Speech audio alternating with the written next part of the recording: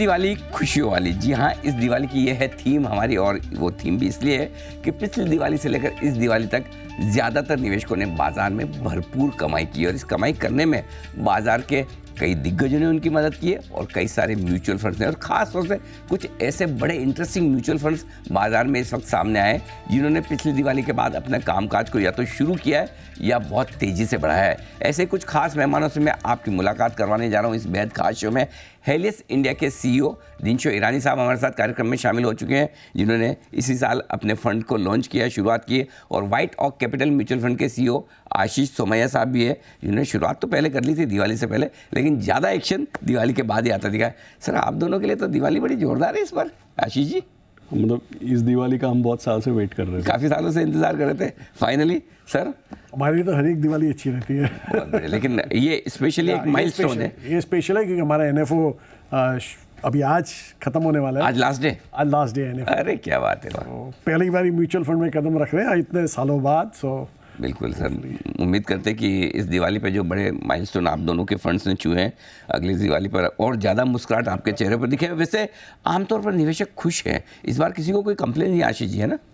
नहीं, इनफैक्ट पिछला साल जिस तरीके से गया, जैसे शायद हमको याद होगा हम बात कर रहे थे कि पिछला साल जिस तरीके से गया और ख़राब हो सकता था, लेकिन जितना हो सकता था उतना ख़राब हुआ नहीं। और इस साल तो अगर आप देखें तो मार्च में एक माइनर हिकअप के बाद पैसा बना ही है, तो डेफिनेटली खुश होने के कई कारण हैं, नाराज़ होने का तो कोई कारण नहीं है।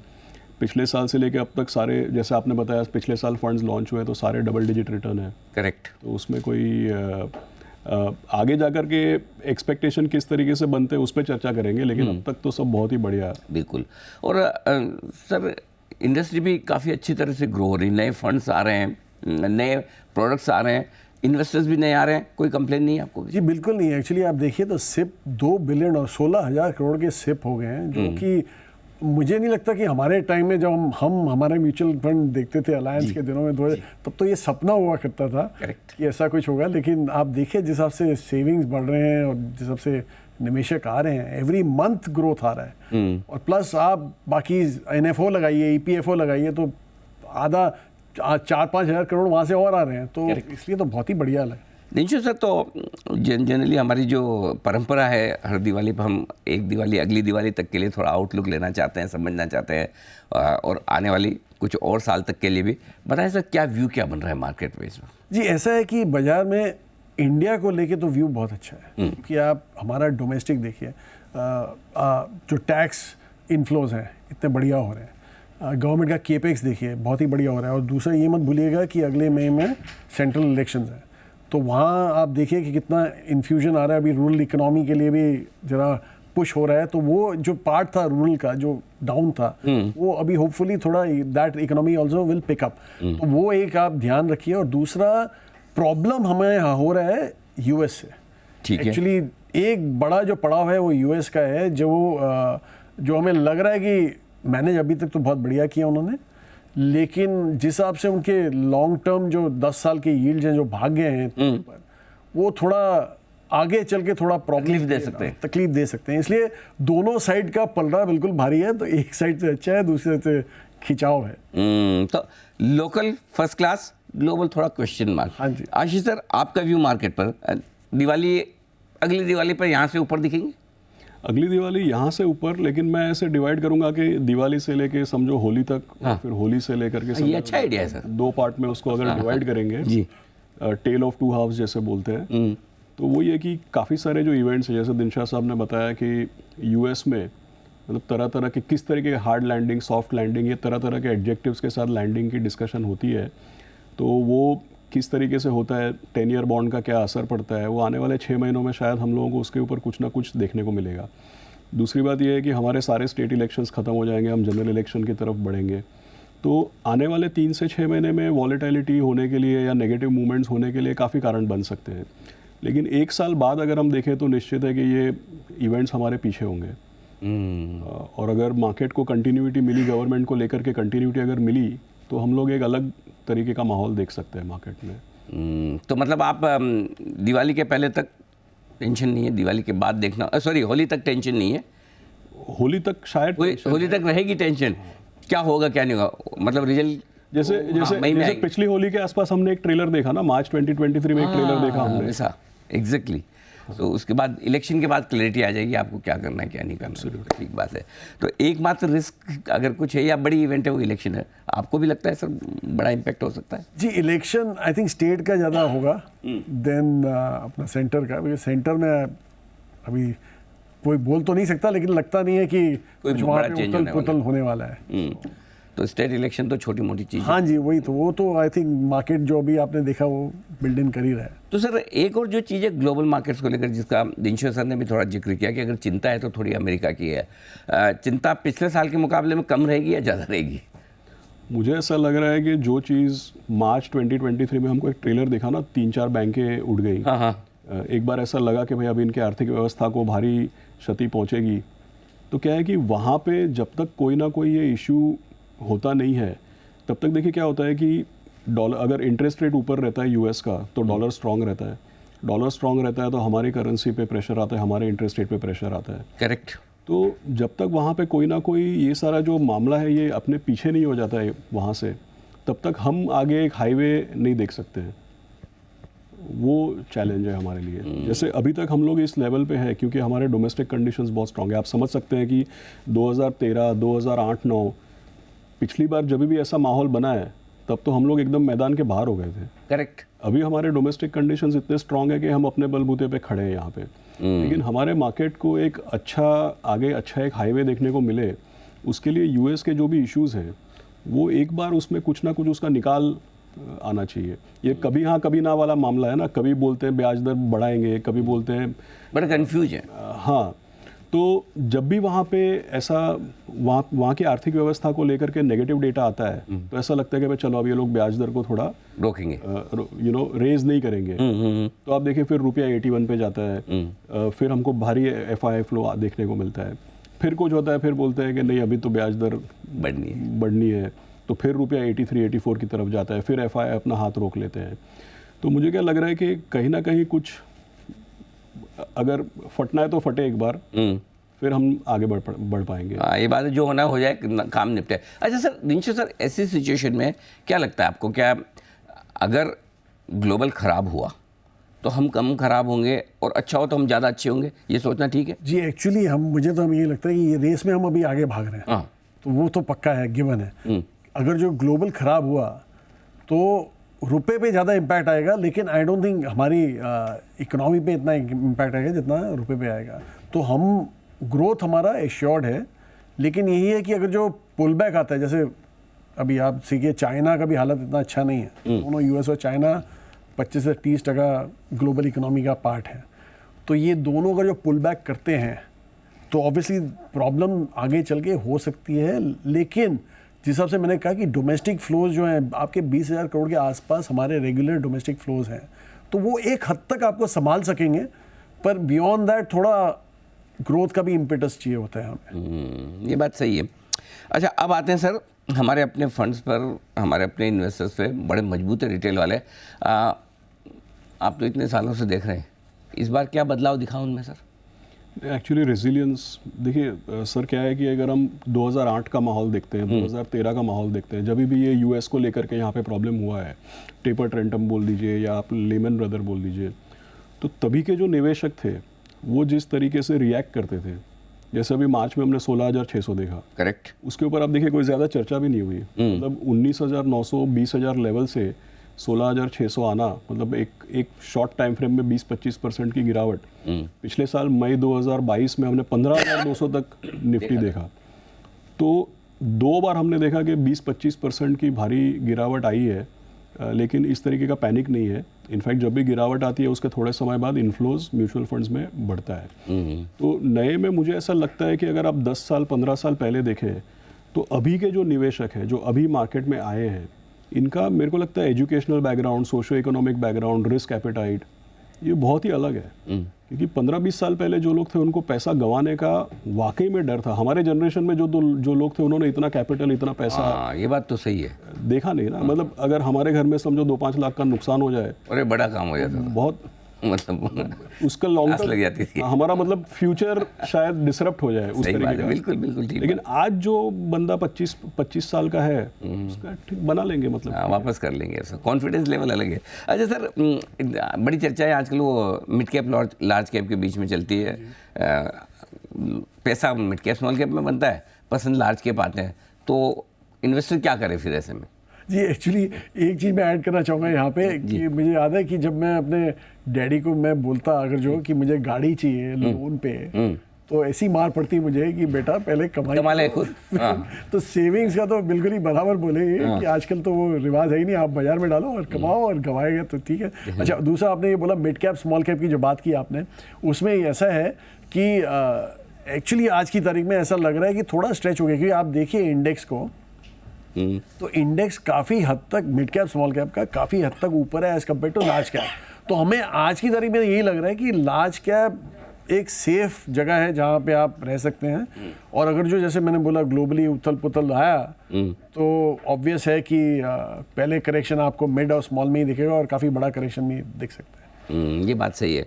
तो फिर दोनों सर वो है ना, रिटर्न तो चाहिए मिड कैप स्मॉल कैप वाले आशीष जी, और सेफ्टी चाहिए लार्ज कैप वाली। कोई फॉर्मूला बताओ ना सर। नहीं तो अगर आप ये म्यूचुअल फंड्स में तो हर चीज़ का सोल्यूशन है एक्चुअली, अगर आप देखेंगे बस वही बता दीजिए। क्योंकि सबसे बड़ा कैटेगरी तो म्यूचुअल फंड्स का है, फ्लेक्सी कैप, मल्टी कैप, यही होता है। और वाकई में ये सही भी है कि मिक्स्ड एसेट एलोकेशन, देखिए या तो अपने पोर्टफोलियो लेवल पे आप सारे पिक कर लीजिए large cap, mid cap, small cap, या तो अगर म्यूचुअल फंड में लगा दे तो ऐसे म्यूचुअल फंड में लगाइए जहाँ पे ऑटोमेटिकली आपका large cap, mid cap, small cap पूरा एक्सपोजर बरकरार रहे और आपको वॉलेटिलिटी, जैसे बैलेंस फंड्स है, बैलेंस एडवांटेज फंड्स है, फ्लेक्सी कैप है, मल्टी कैप है, जहाँ पे पूरी की पूरी मैंडेट ओपन है, फंड मैनेजर अपने आप ही कर सकते हैं। तो सॉल्यूशंस तो हर तरीके के हैं। किसी भी एक, देखिए आज का प्रॉब्लम क्या है, अगर मैं म्यूचुअल फंड्स की बात करूँ तो पिछले 6 महीने में मैक्सिमम पैसा स्मॉल कैप और मिड कैप में आ रहा है। और वो कई बार हमको ऐसा डर लगता है कि भाई पिछले 6 महीने का रिटर्न देख करके लोग अपना मन बनाते हैं। तो सोचने वाली बात क्या है कि जहाँ पे भी आप ओवर एक्सपोज्ड हैं, जहाँ पे भी कम समय में बहुत पैसा बन गया है, उसको एक्स्ट्रापोलेट मत करिए, उसको उतना का उतना बनेगा। वो जो गलत फहमी रहती है, हाँ वो नहीं होने वाला है। बिल्कुल नहीं, वो ध्यान रखना चाहिए। इंटरेस्टिंग। तो मतलब थोड़ा सा रिटर्न्स की जो आपकी कमाई करने की जो उम्मीदें हैं, थोड़ी उसको कम कर लें, पैसा तो बन जाएगा, थोड़ा सा पोर्टफोलियो प्रॉपर बना लें।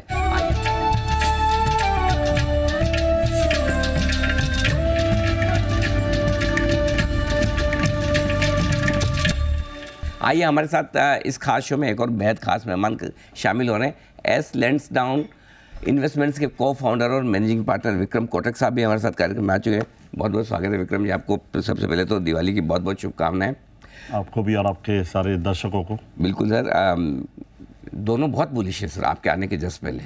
वो लोग बहुत अनाप शनाप जबरदस्त भयंकर तेजी होगी इंडिया में, आप इनसे ज़्यादा हैं। इंडिया में बेरिश रहने का कोई लॉजिक नहीं है जी। शॉर्ट टर्म प्रॉब्लम्स आते रहेंगे, बट मेरा ये मानना है कि इंडिया अपनी इंडिया की क्रिकेट टीम की तरह है कि पहले क्या होता था, हमारा पता नहीं चलता कि हम बॉलिंग में ज़्यादा अच्छे बैठ रहे हैं, बैटिंग में अच्छे ज़्यादा बैठ रहे हैं। तो हमारा ऑलवेज डिपेंडेंसी रहता था कि एफआई का फ्लोज आएगा तो हम बढ़ेंगे, फिर नीचे जाएंगे, फिर ऊपर जाएंगे। तो एफआई ड्रिवन मार्केट था, यानी बॉलर अच्छा करेगा, बैट्समैन अच्छा करे, पता नहीं था। अब ये हो गया है कि हर टीम को हम 250 से हराते हैं। बिल्कुल ठीक बात है। राइट, तो 250 का गैप क्यों हो रहा है? क्योंकि आपकी बैटिंग भी सुधर गई है, फील्डिंग भी सुधर गई है, बॉलिंग भी सुधर गई है। मेरा कहने का मतलब कि एफआई फ्लोज इंपॉर्टेंट है इंडिया के लिए, उस पर डिपेंडेंसी नहीं है। एसआईपी फ्लोज, जैसे आशीष बता रहे थे म्यूचुअल फंड के बारे में, तो म्यूचुअल फंड में एसआईपी फ्लोज कंटिन्यूसली आ रहे हैं और ये तो भी शुरुआत है। क्योंकि हम अभी 3.5-4% लोग अभी म्यूचुअल फंड सोचते हैं, मतलब 50% भी हो सकता है देश में, क्यों नहीं हो सकता है? करेक्ट। और वो भी एंटरप्रेन्योर कंट्री है, ऐसा नहीं है कि भाई हम कोई छोटी कंट्री है, कोई अननोन कंट्री है। वियतनाम, मैक्सिको, ब्राजील में 40% के ऊपर फाइनेंशियल सेविंग इक्विटी में आती है, तो हम तो अभी तो बहुत 5-6-7% में बैठे हुए हैं। तो मुझे लगता है ये बहुत अच्छी अपॉर्चुनिटी है। हर करेक्शन बाइंग है। There are lot of short term worries like election के रिजल्ट आएंगे, उसमें वोलेटिलिटी बढ़ेगी। जीडीपी, ग्लोबल जीडीपी बहुत स्लो डाउन में जा रहा है। इंटरेस्ट रेट साइकिल टफ रहने वाली है डिस्पाइट स्लो डाउन, क्योंकि इन्फ्लेशन हर जगह पे काफ़ी फ्लक्स में है, काफ़ी रिजिड इन्फ्लेशन है अनफॉर्चुनेटली। एंड जियोपॉलिटिकल हमेशा रहने वाला है सर पे। एक और चालू था, अब दूसरी और चालू हो गई है। अभी पता नहीं कल ताइवान चाइना खड़ा हो जाएगा, बोलता है मुझे भी और करनी है, यू नेवर नो। ये सब के बीच में इंडिया मुझे लगता है सबसे हॉटस्पॉट रहेगा, सेफेस्ट स्पॉट रहेगा। जैसे मैंने बताया, इंडियन टीम जैसे बैटिंग कर रही है, ऐसे इंडिया की इक्विटी मार्केट बैटिंग कर रही है। तो मुझे बहुत ज़्यादा कोई टेंशन नहीं लग रहा है। ऑफ कोर्स थोड़े करेक्शन आ सकते हैं, but that will be a buying. Simple एक फॉर्मूला, जब भी करेक्शन मिले लेने ही ले है हो बस। अब अगले 10 साल पूछो ही मत, 10 साल। पूछो ही मत, आप लेते रहो बस हर तो टाइम। मैं तो अगली दिवाली पूछने वाला था, आपने 10 साल का बता दिया एकदम। तो अब वो मैंने जो बताया था ना, बहुत अनावश्यक जरूरत से मैंने जानबूझ के बोला था कि आप पता है लेकिन जो लोगों के मन में ये है कि भाई एक तरफा 2-3 साल से हम तेजी देख रहे हैं, बढ़िया पैसा भी बना है, आमतौर पर थोड़ा सा सावधान होने की इच्छा होती है, स्पेशली इलेक्शन ईयर है। तो क्या वाकई में कुछ प्रॉफिट बुक करके लोगों को हल्का रहना चाहिए, या फिर इलेक्शन की तरफ देखो मत, आगे बढ़ो? नहीं, प्रॉफिट बुक नहीं करना चाहिए मेरे हिसाब से, नीचे में लेना चाहिए, क्योंकि प्रॉफिट बुक कौन करे जिसका पूरा इन्वेस्टेड है। हम तो पूरे इन्वेस्टेड ही नहीं है अभी तो। हाँ, ये बात तो इन्वेस्टेड ही नहीं है, तो प्रॉफिट बुक कहाँ करेंगे।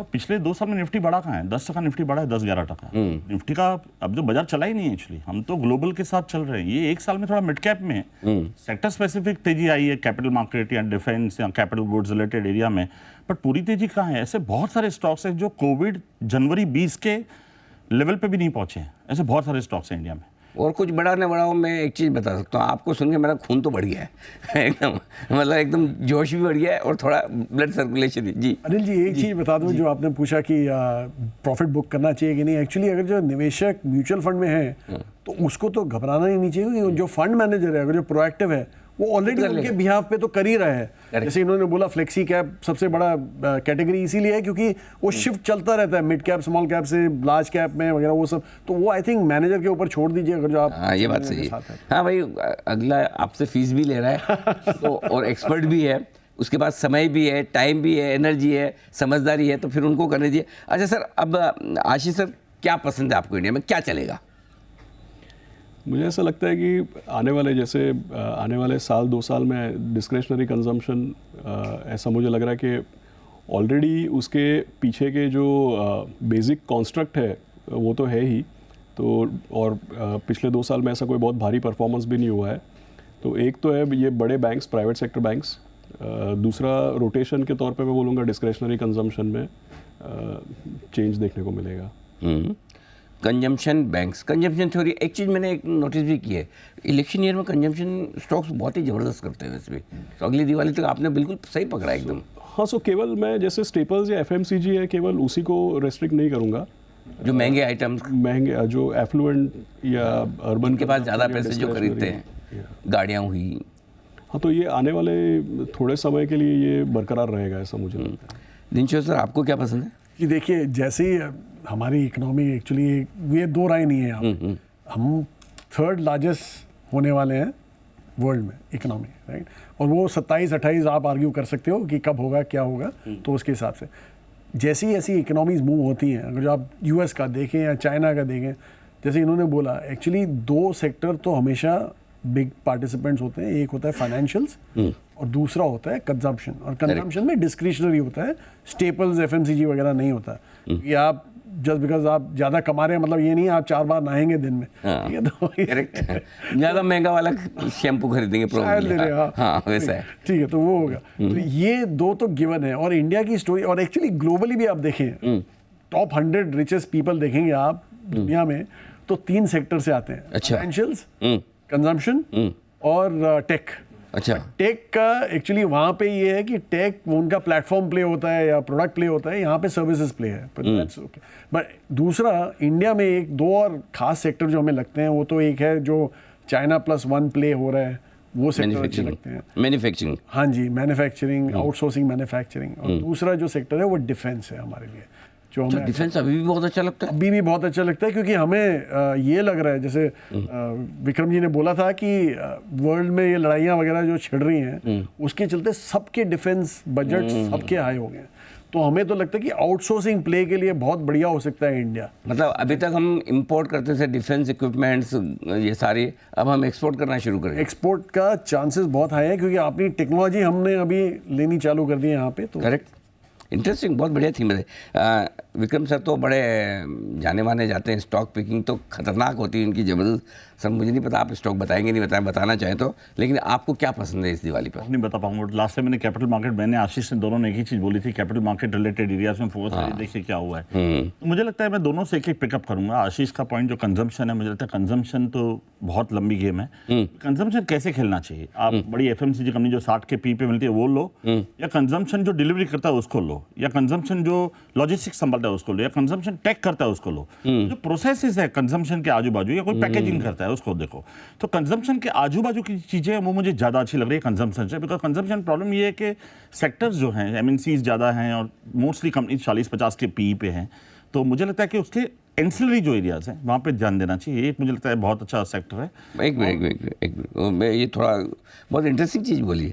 कंजम्पशन तो रहेगा ही मजबूत, उसके आसपास कौन से लॉजिस्टिक्स, वो कंपनी, सपोज आप किसी ई कॉमर्स कंपनी से कुछ मंगवा रहे हैं, आपके पास पार्सल डिलीवर कैसे हो रहे हैं वो देखिए, डिलीवरी कौन कर रहा है, खाना वाना कहीं किसी अच्छे होटल से मंगवा रहे हैं वो कौन डिलीवर कर रहा है, पैकेजिंग कौन करके दे रहा है, ये 3-4 आसपास वाली थीम। एक सिंपल देखिए, अमेजोन 11 साल पहले इंडिया में आया था, 2 लाख स्क्वायर फीट का वेयर हाउस था उसके पास, और 4 करोड़ स्क्वायर फीट का वेयर हाउस, 4 करोड़ सब मिला के। तो अब सोचो क्या कंजम्पशन तो यहाँ रहने ही वाला है, जैसे आशीष ने बताया, मुझे लगता है इसमें कोई डाउट ही नहीं, बट उसके आजू बाजू के सपोर्टिंग प्ले एक अच्छा रहेगा। दूसरा जो दिनशा ने बताया बहुत इंपॉर्टेंट, कैपिटल गुड साइकिल अभी शुरू हुई है। पिछले हम देखें तो 15 साल से केपेक्स था ही नहीं, गवर्नमेंट मेहनत करती थी, स्टेट गवर्नमेंट मेहनत करता था केपेक्स के लिए। पहली बार मुझे ऐसा लग रहा है कि प्राइवेट कंपनियों को केपेक्स करना, उनको रियलाइज़ हो रहा है कि ये अनसर्टेन वर्ल्ड में हमको हमारी स्टेबिलिटी या मेक इन इंडिया करना ही पड़ेगा। तो उसके पीछे प्लस गवर्नमेंट तो इतना सपोर्टिव है, आपने कोई इंटरेस्ट रेट्स काफ़ी स्ट्रक्चरली नीचे ही बैठे हुए हैं, दुनिया में देखो, इंडिया में देखो, टैक्स देखो, आप नई कंपनी, आप नया ब्राउनफील्ड डालते हो 17% 18% पे आप टैक्स पे करके निकल जाते हो, 27% अपना कॉर्पोरेट टैक्स रेट है, 28%, 29%, वॉटेवर। करेक्ट। ये टैक्स रेट नीचे हैं, सब जगह से माहौल अच्छा है, तो इसमें एक बड़ी अपॉर्चुनिटी है। और जैसे हमने देखा इलेक्ट्रॉनिक मैन्युफैक्चरिंग में देखा, थोड़ा फार्मा में देखा है, केमिकल में देखा है, बट वो बड़े स्केल पे आना बाकी है। तो मुझे अगला 10-15 साल भी मैन्युफैक्चरिंग केपेक्स रिलेटेड थीम ये चलता ही रहेगा। जैसे पिछले 25 साल सर्विसेज बड़ा थीम था, आईटी सर्विसेज, अगले 15-20 साल में अगर हम बराबर ध्यान दें तो कैपिटल गुड साइकिल और उसके सराउंडिंग सेक्टर्स वहाँ बड़ा प्लेयर। मैं वही आ रहा था, उसके भी आसपास वाले सेक्टर्स बताओ जैसे इसके बताए आपने। तो मुझे रेटिंग एजेंसी लगते हैं कि बहुत अंडर यूटिलाइज हैं, बहुत बड़ी अपॉर्चुनिटी है। ओके। आप अगर केपेक्स साइकिल नहीं चलती तो रेटिंग बोरोज नहीं आते, बोरो नहीं आता तो रेटिंग एजेंसीज नहीं चलती है। तो रेटिंग एजेंसीज का बड़ा अपॉर्चुनिटी है, उसमें ESG रेटिंग आ सकता है, एक नई अपॉर्चुनिटी। तो बहुत अच्छी अपॉर्चुनिटी रेटिंग में। कैपिटल गुड्स रिलेटेड जो मेन स्ट्रीम स्टॉक हैं, जो मैन्युफैक्चरिंग कर रहे हैं, जो टेक्नोलॉजी आउटसोर्स कर रहे हैं, टेक्नोलॉजी बिल्ड कर रहे हैं, वो बड़ी अपॉर्चुनिटी रहेगी। तो आई थिंक बहुत बड़ा सेक्टर ये कैपिटल गुड्स वाला। और जहाँ पे बहुत ज़्यादा एक्सेसेस है वो शायद आप शॉर्ट टर्म में नहीं चले, बट मुझे लगता है उसमें भी डीप में लेते रहना चाहिए। ठीक बात है। अब मैं आपसे तीनों से एक ही सवाल पूछूंगा और रेटिंग देनी है आपको 4 एसेट क्लास में। अब से लेकर अगली दिवाली तक सबसे ज़्यादा पैसा कहाँ बनेगा? एक तो हो गया आपका इक्विटी, ठीक है, दूसरा फिक्स इनकम, तीसरा गोल्ड और चौथा रियल इस्टेट। तो बताएं सर, आपके हिसाब से किस क्रम में सबसे ज़्यादा, किस में सबसे कम, किस में? मैं तो सारी रेटिंग सिर्फ इक्विटी को दूंगा, पूरा 100%? पूरा 100% रेटिंग इक्विटी को दूंगा, क्योंकि इक्विटी आप देखिए ग्लोबली देख लीजिए, फॉरगेट इंडिया, ग्लोबली और इंडिया में तो बहुत ही ज़्यादा है। गिवन मतलब एक अरसा दे दीजिए, अगर जो लंबा इनफ अरसा देंगे, equity always outbeats every other asset class. Real estate हो जाए, गोल्ड हो जाए, डेट तो बिल्कुल ही, आई मीन हमारी इकोनॉमिक ग्रो इतने फास्ट हो रही है तो डेट तो मुझे लगता है। आशीष सर? सो अगर प्योरली, मतलब मैं सहमत हूँ दिनशा जी से, लेकिन प्योरली अगर मेरे ख्याल में अगर आप इस दिवाली से अगली दिवाली की अगर आप बात करते हैं तो ये बहुत ही यूनिक काइंड ऑफ माहौल है। और मैंने पहले भी बताया कि फर्स्ट हाफ यहाँ से लेके होली अलग देखेंगे और होली से फिर दिवाली अलग देखेंगे। तो ये काफ़ी यूनिक माहौल है। और मुझे ऐसा लगता है कि अगर बॉन्ड में पैसा नहीं बनेगा तो फिर इक्विटी में पैसा बनना भी मुश्किल ही है, क्योंकि क्या है कि ब्याज दर अगर नीचे नहीं आते हैं, समझिए कि यूएस में पॉलिसी चेंज नहीं होती है, ब्याज दर अगर कंट्रोल में नहीं आते, US डॉलर अगर अपनी स्ट्रेंथ नहीं छोड़ता है, और तो हमारे यहाँ पे भी इंटरेस्ट रेट्स इसी लेवल पे रहेंगे। अगर इंटरेस्ट रेट इसी लेवल पे रहेंगे और बाहर का माहौल ऐसा ही रहेगा तो इक्विटी के लिए ग्रेविटेशनल पुल जिसको बोलते हैं वो बना रहेगा। तो लंबे अरसे में तो इक्विटी में बहुत पैसा बनेगा, उसमें कोई डाउट नहीं है केवल। लेकिन अगर अगले 1 साल की अगर आप बात करें तो काफ़ी यूनिक सिनेरियो है। मुझे ऐसा लगता है पहले डेट में भी पैसा बनेगा और सेकेंड हाफ में इक्विटी में पैसा बनेगा। ओके, फर्स्ट हाफ में डेट, सेकेंड हाफ में इक्विटी। और ऑड चीज़ ये है कि गोल्ड भी खराब नहीं है अभी। अगर आप 1 साल पर्सपेक्टिव से बोलते हैं तो, क्योंकि देखिए जो पहले 2 चीज़ें मैंने बोली, डेट और ये गोल्ड, ये बाहर के माहौल को रिलेटेड है, बैलेंस कर देते हैं। यस। लेकिन अगर यहाँ से आप अगली दिवाली तक का टाइम देते हैं तब तक इक्विटी बेटर करेगा। विक्रम सर? आपकी चॉइस सेम चॉइस मेरी भी है। अच्छा, सर इसी क्रम में इक्विटी, फिक्स इनकम, गोल्ड और real estate, same to same. अच्छा चलिए बढ़िया। तो ये है आपके लिए, पैसा तो बनेगा और लगभग हर एसेट क्लास में बनेगा, लेकिन इक्विटी ज़्यादातर सालों में विनर रहती है, इस बार भी रहेगी। और अगर आपको लगता है कि बहुत तेज़ी हो गई तो पिछले 2 दिवाली से अब तक देखें तो कोई खास मार्केट हमारे भागे नहीं है। ये अलग बात है कि इस दिवाली पे आप सबके चेहरे पे खुशियाँ इसलिए है कि आपके पसंदीदा मिड कैप और स्मॉल कैप शेयरों में अच्छी कमाई हुई है। और ये सब आपको डायरेक्शन दिया हमारे इन 3 दिग्गज ने, दिनशो सर, आशीष सर और विक्रम सर। आप सबका बहुत बहुत शुक्रिया, बहुत बहुत धन्यवाद। एक बार फिर से आप सबको दिवाली की बहुत बहुत शुभकामनाएं। उम्मीद करें अगली दिवाली पर और ज़्यादा मुस्कुराहट और ज़्यादा समृद्धि और ज़्यादा ग्रोथ के साथ आप सबसे मुलाकात हो। इस खास शो में इतना ही। नमस्कार।